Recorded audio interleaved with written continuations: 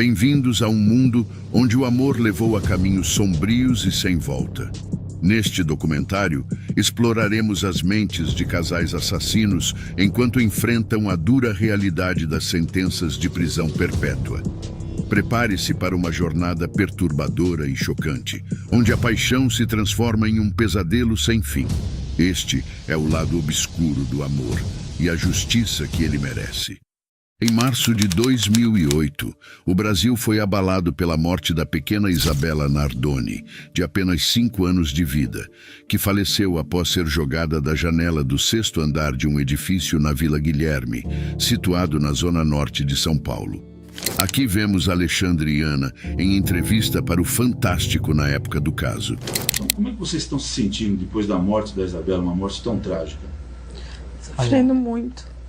Com tudo, com o que a população fala a nosso respeito, com o pré-julgamento e pela própria população ter condenado a gente, sendo que nós somos totalmente inocentes. O pai de Isabella Nardoni, diante das câmeras e dos repórteres, escolheu cuidadosamente suas palavras. Nós somos uma família assim, eu e minha esposa Ana Carolina, como podemos dizer, uma família como qualquer uma outra. Entendeu? Somos muitos apegados à família, a nossa família são todos unidos, né? E as nossas crianças, nossos filhos, tanto a Isabella quanto o Pietro, o Cauã, é tudo na nossa vida. Minha e da minha esposa, entendeu? Com certeza. E sempre foi feito tudo para nossas crianças, entendeu? Para nossos filhos. E o que faz para um sempre foi feito para todos. Nunca teve diferença entre nenhum dos três. Sempre. Tudo foi sempre igual para os três. O repórter, ouvindo atentamente as palavras da madrasta de Isabella Nardoni, fez uma pergunta sensível. Vocês estão sendo acusados de um crime grave. Como é que é suportar essa acusação? Olha, tá muito difícil isso, porque sabendo como nós somos com nossos filhos, e a nossa família também, nossos amigos, sabendo como nós somos, a gente fomos sempre unidos, sempre se reunimos todos os finais de semana para estar almoçando sempre todos foi juntos. Muito família. Sempre fomos famílias, sempre almoçamos juntos, jantamos juntos, todos unidos, entendeu? Então, as pessoas estão falando algumas coisas que eles não conhecem como nós somos, entendeu? Eles sabem a nosso respeito através da mídia, que é tudo que fala a nosso respeito, a maioria das coisas são tudo inventados mesmo, porque ninguém conhece a nossa família a fundo, entendeu? Ninguém conhece como nós somos mesmo. No dia do tribunal, apenas 57 pessoas, fora os jornalistas, podem assistir ao julgamento dentro da sala de 300 metros quadrados. As câmeras foram proibidas. No centro da sala fica o juiz. Ao lado, o promotor responsável pela acusação de Francisco Cebrián. Do outro lado estão os réus, Alexandre Nardoni e Carolina Jatobá, acompanhados do advogado de defesa, Roberto Botival. Os réus ficam sentados de frente para os jurados. Ficam à escolha deles. O julgamento começou com 1 hora de atraso. Dos 40 convocados, 7 foram escolhidos, 4 mulheres e 3 homens. Nardoni respondeu à pergunta do juiz, do promotor responsável pela acusação e, por fim, do advogado que o defende. Durante 4 horas, ele tentou provar que é inocente, apontando erros na reconstrução do caso feita pela polícia. Quanto à posição em que entrou com a menina no apartamento antes da queda, ao responder à acusação, foi rápido e invasivo, mas firme ao negar a autoria do crime. No entanto, não conseguiu explicar ao promotor por que não socorreu a filha. Ele disse: "Não sei dizer porque ela estava no chão naquele momento. Quando caía em si, seu Lúcio dizia para não mexer nela." Ele afirmou ter recebido uma proposta de acordo para assumir sozinho a culpa e reclamou que foi humilhado e ameaçado por policiais que teriam atirado objetos contra ele. Aí começou a sessão de xingamentos. Ele só falava que estava ali para ajudar e que eles podiam até me bater, mas teriam que responder por isso. Já no meio da tarde, Ana Carolina Jatobá, esposa de Alexandre, começou a ser ouvida, emocionada. Ela contou aos jurados como foi o dia da morte da menina, reforçou que tinha Isabela como filha e que eram próximas. Porém, após investigações da polícia, a morte da menina foi determinada como um homicídio. Já em 2010, seu pai e a madrasta, Alexandre Nardoni e Ana Carolina Jatobá, foram condenados por seu assassinato.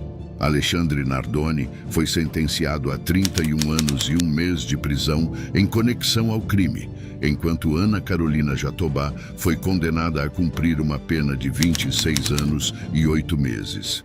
Por Jeremy e Christine Moody, um casal casado com ligações a crenças neonazistas. Eles estavam diante do juiz para serem sentenciados e, apesar dos sorrisos, foram considerados culpados de homicídio de 1º grau por matar Charles Parker e sua esposa, Gretchen. O casal Moody escolheu Charles Parker, que não conheciam, depois de encontrar seu endereço em um registro de agressores sexuais. Suas crenças extremistas os levaram a acreditar que Deus queria que eles eliminassem todos os agressores sexuais. A polícia localizou os assassinos usando imagens de vigilância da casa dos Parker, assim como identificando as tatuagens de Jeremy, que incluíam as palavras skinhead em seu pescoço e white power em sua cabeça. No entanto, o choque real veio quando os Moody liberaram sua insanidade no tribunal. Durante o interrogatório, o casal admitiu sua culpa e foram ainda mais longe ao confessar seus crimes. Eles também revelaram às autoridades que tinham planos de matar mais agressores sexuais. O casal foi acusado de homicídio, sequestro e invasão. Agora era a vez dos Moody implorarem por perdão. Excelência, não há um dia que passe em que não lamente que isso tenha acontecido. Eu sei que o que fiz é um pecado e acredito que Deus me perdoou. Por favor, tenha misericórdia de Christine e de mim, para que ainda possamos ter a chance de envelhecer juntos, como marido e mulher.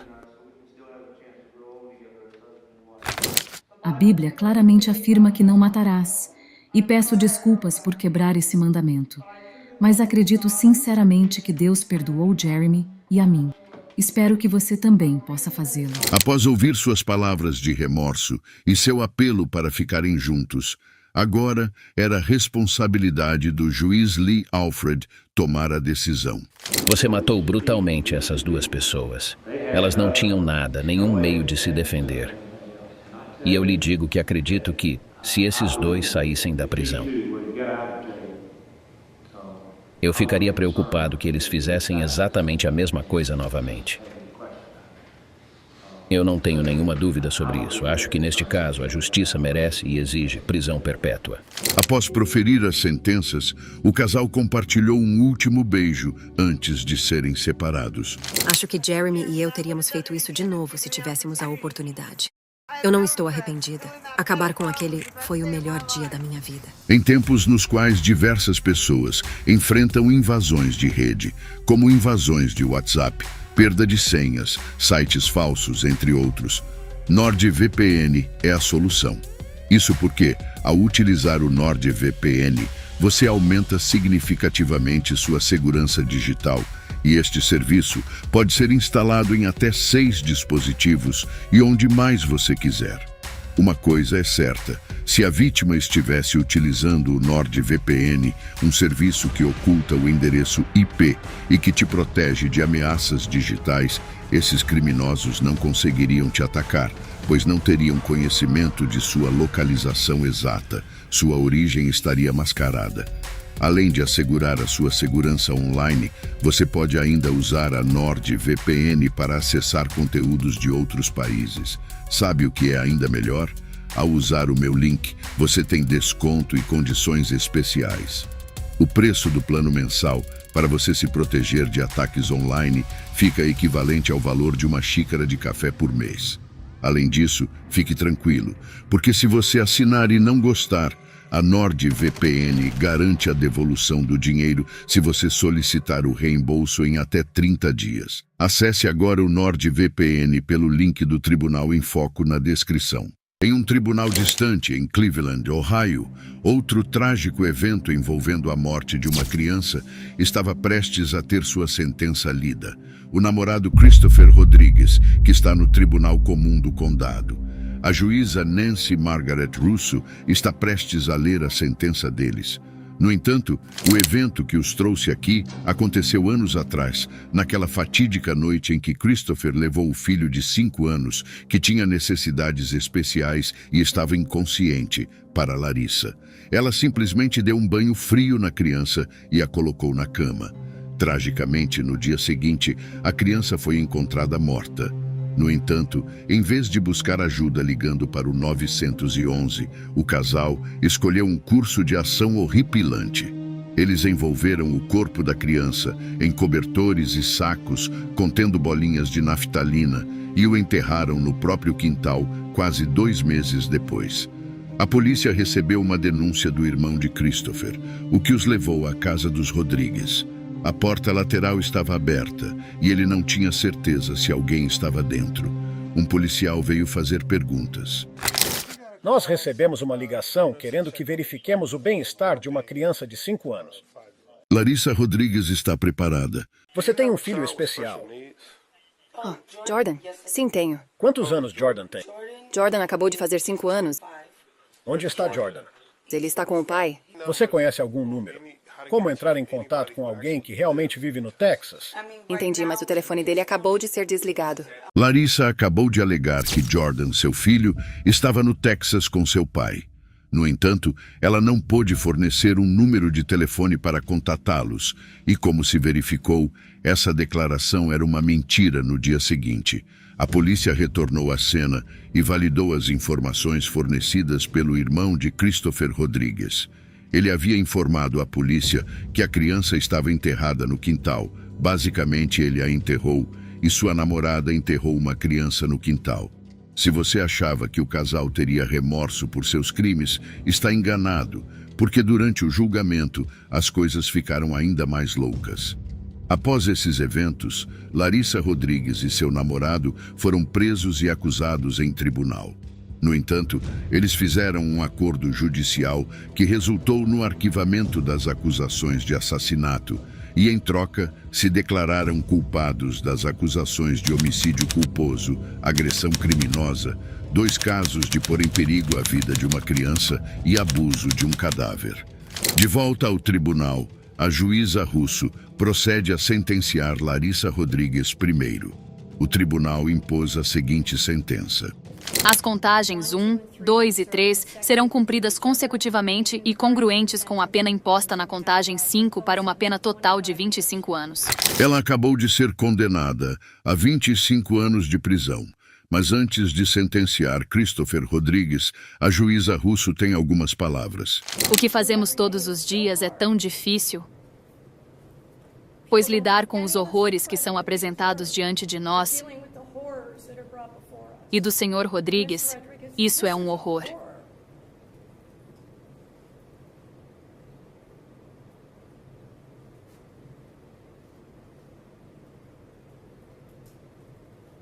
Eu sei que, como juíza, não devo demonstrar emoções, e em 22 anos, nunca o fiz. Essa é uma das piores coisas que já vi na minha vida. Você, Larissa. Eu olho para amigos e familiares, pessoas que estão desesperadas para ter filhos e desejam formar famílias. E vocês dois têm bebês sem consideração. Você simplesmente continua tendo mais, ignorando o valor de suas vidas, ignorando o propósito delas na vida, como se fossem menos do que um objeto. Mas a juíza Russo ainda não tinha terminado. Não aceitarei a recomendação. Isso mesmo. Ela rejeitou a sentença recomendada de 20 a 25 anos, com a qual tanto a acusação quanto a defesa concordaram. Ela acredita que a punição sugerida não condiz com a gravidade dos crimes cometidos. Você teve todas as oportunidades em tantos momentos para fazer a diferença. Buscar ajuda, parar de agredir alguém, chamar a polícia, pedir ajuda, tentar levá-lo ao hospital. Tenho que imaginar que em algum momento você pesquisou na internet como enterrar um corpo, porque isso é inacreditável. Eventualmente, a juíza Russo condenou Christopher Rodrigues a 28 anos, que é a pena máxima disponível. Christopher Rodrigues recorreu da decisão, mas a sentença foi mantida. Atualmente, tanto Christopher quanto Larissa Rodrigues estão cumprindo suas penas em locais separados dentro do sistema prisional de Ohio. Um total de 28 anos de sentença é a máxima disponível. Embora o comportamento de Larissa Rodrigues e Christopher Rodrigues tenha sido chocante, no entanto, é importante lembrar que cada caso legal é único e é decidido com base nas circunstâncias específicas e nas leis aplicáveis.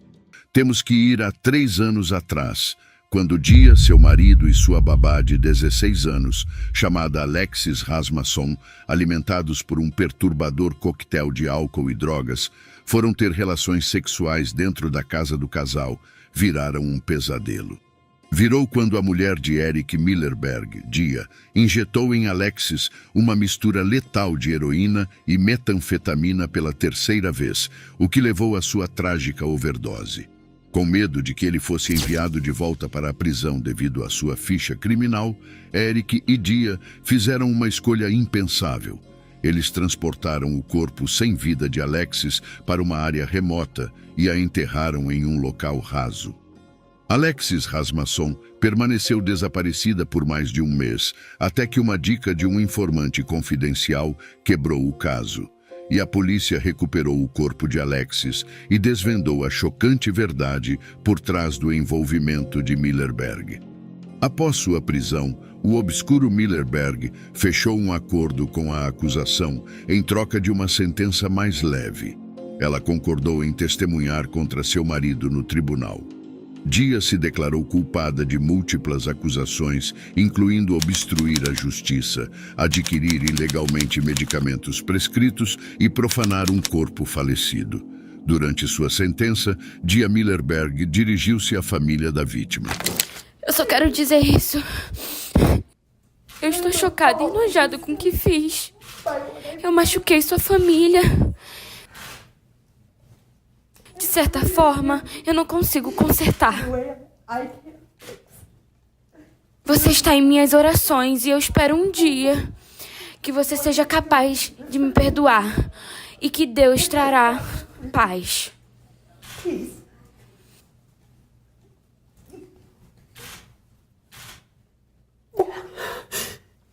Meritíssimo, eu não vou dar desculpas pelo que eu fiz. E o juiz W. Brent West então proferiu a sentença, mas não sem reconhecer a gravidade da situação. O resultado final é: Senhora Millerberg, eu realmente acredito que a prisão é a sentença apropriada nesta situação específica. Entendo que você teve 3 anos para reconstruir sua vida, sua família e tudo mais. E agora estamos aqui para dizer: ok, juiz, agora você vai destruir tudo isso.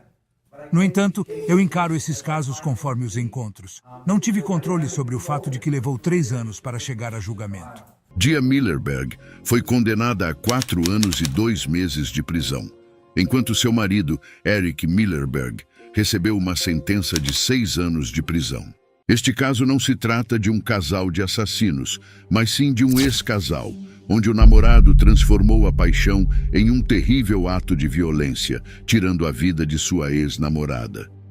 Martice Fuller, aos 15 anos, foi acusado de assassinato depois de invadir a casa de sua ex-namorada no condado de Kenosha, Wisconsin, armado com uma arma de fogo. Lá dentro, ele fatalmente atirou em sua ex-namorada em seu quarto, enquanto ela ouvia música pacificamente. A mãe dela, alertada pelos tiros, enfrentou corajosamente Fuller, que também a atirou, mas ela teve a sorte de sobreviver. Embora os crimes cometidos por Fuller tenham sido repugnantes, seu comportamento no tribunal deixará você sem palavras. Ao longo do julgamento, Fuller alegou ser inocente das acusações e demonstrou pouca emoção. No entanto, apesar de sua alegação de inocência, o júri não concordou e ele foi considerado culpado em 3 acusações, incluindo homicídio em primeiro grau intencional. Nós, o júri, consideramos o réu culpado de homicídio doloso de primeiro grau. Na sentença, Fuller pareceu lembrar que era humano e mostrou alguma emoção na sala do tribunal. Talvez a gravidade de sua situação finalmente tenha começado a fazer sentido para ele. Ele prosseguiu para fazer uma declaração por meio de seu advogado, insistindo em sua inocência, mas expressando desculpas à família pela agonia que eles suportaram e pela trágica perda de sua ex-namorada Kaylee. Apesar do ódio que há contra mim, ainda sinto muito, mas tenho que continuar afirmando minha inocência porque sou. No entanto, a juíza permaneceu convencida de que Fuller tinha um potencial limitado para a reabilitação. Não tenho nenhuma capacidade de confiar que você nunca cometerá esses atos. Você é uma pessoa muito perigosa e danificada. Consequentemente, Fuller foi condenado à prisão perpétua, sem a possibilidade de liberdade condicional. Apesar da severidade de sua punição, Fuller parecia em grande parte não afetado pelo peso de suas ações.